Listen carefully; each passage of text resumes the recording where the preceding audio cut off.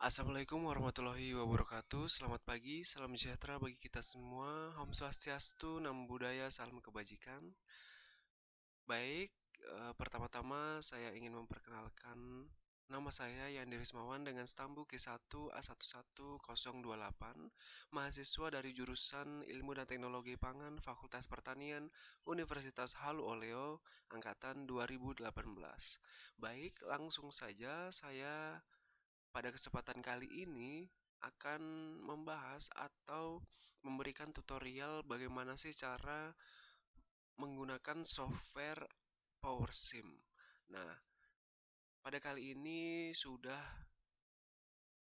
pada lembar PowerSim yang sebelumnya saya sudah membuat diagram-diagram seperti pada lembar PowerSim tersebut.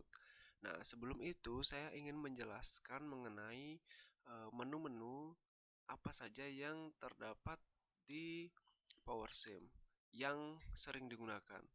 Yang pertama yaitu Active Tool for Creating a Level. Ini adalah digunakan untuk membuat kotak seperti ini. Berikutnya yaitu Active Tool for Creating an Auxiliary. Ini yang dibuat untuk membuat bundaran-bundaran seperti ini. Kemudian Active Tool for Creating a Constant. Ini yang dibuat untuk membuat sebuah segi 4. Berikutnya yaitu Active Tool for Creating a Link. Ini dibuat untuk menggabung tanda panah, berfungsi untuk menggabungkan dari tools-tools yang berbentuk kotak serta berbentuk bulat dan berbentuk persegi 4.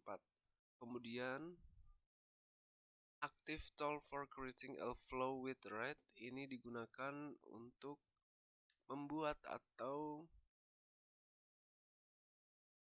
memberikan misal seperti ini. Nah, ini adalah Active Tool Creating a Flow with Red. Ini adalah bentuknya. Kemudian ini adalah Active Tool for Creating Variable Shortcuts. Kemudian a frames, open freeform, time graph atau grafik waktu, serta timetable atau tabel yang berwaktu, kemudian chart,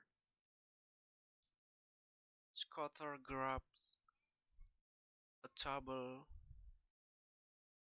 a gauge, and a slider, a switch, design mode, diagram setting.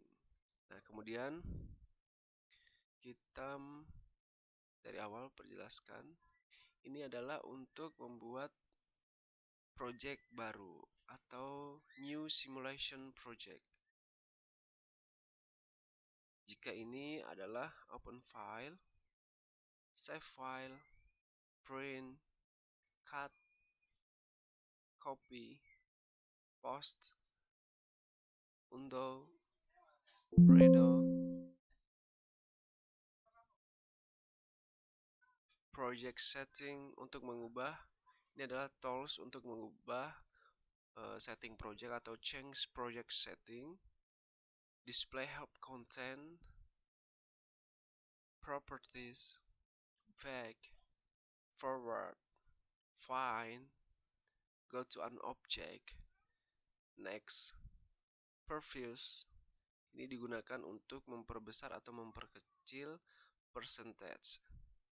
Zoom to 100%, zoom to fit in window, toggle task assistant, toggle president list, and toggle depends list, toggle value inspector,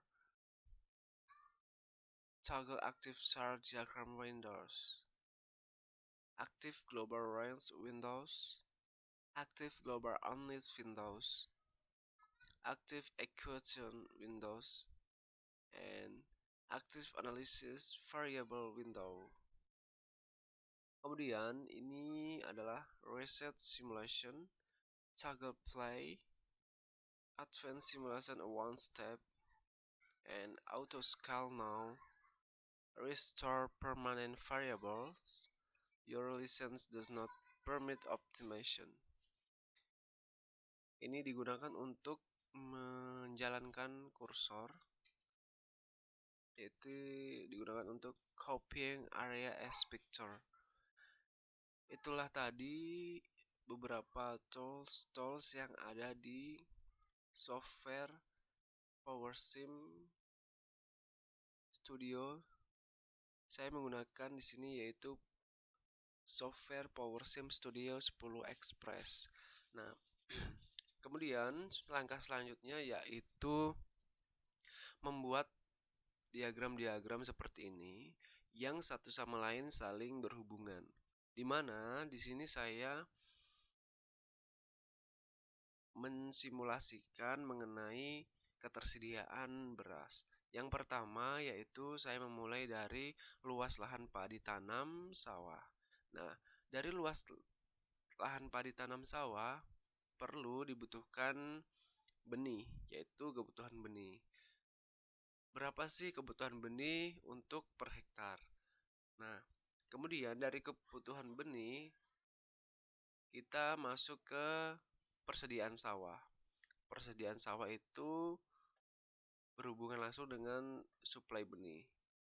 Nah, dari suplai benih kita masuk ke produksi GKG bruto. Dari GKG bruto memerlukan waktu dan produktivitas lahan padi. Nah, kemudian dari luas lahan padi tanam sawah berhubungan langsung dengan luas panen. Dari luas panen ini ada beberapa yang harus diperhatikan, yaitu luas tidak panen. Pasti dalam setiap panen pasti ada luas yang atau lahan yang tidak panen atau tidak berkembang secara baik, yaitu potensi gagal panen, laju lahan puso. Nah, dari tersebut kita menuju ke produktivitas GKG neto, di mana ada beberapa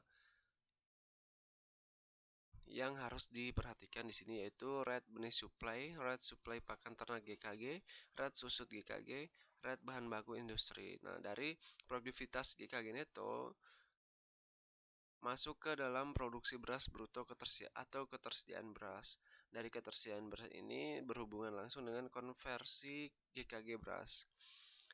Masuk ke dalam produksi beras neto untuk pangan, yaitu berhubungan langsung dengan rate pakan ternak beras, rate industri non pakan beras, dan rate susut tercecer. Dari produksi beras neto untuk pangan berhubungan langsung dengan stok beras di Sulawesi Tenggara dan cadangan beras di Sulawesi Tenggara pemerintah. Nah, kemudian dari diagram tersebut, dari stok beras Sulawesi Tenggara ini berhubungan langsung dengan neraca beras atau surplus defisit sultra, di mana surplus defisit sultra ini berhubungan langsung dengan konsumsi beras agregat, permintaan beras sultra, permintaan beras, dan cadangan beras masyarakat. Jadi teman-teman, ini adalah bentuk simulasi dari ketersediaan beras yang dimana ketersediaan beras ini harus melewati langkah-langkah dari awal sampai akhir, sampai tersapainya ketersediaan beras di Sulawesi Tenggara. Nah, jadi itu saja yang dapat saya bahas pada kali ini. Semoga teman-teman bisa memahami dan bisa mengerti, dan kita sama-sama saling belajar satu sama lain. Wassalamualaikum warahmatullahi wabarakatuh. Selamat pagi dan sampai jumpa.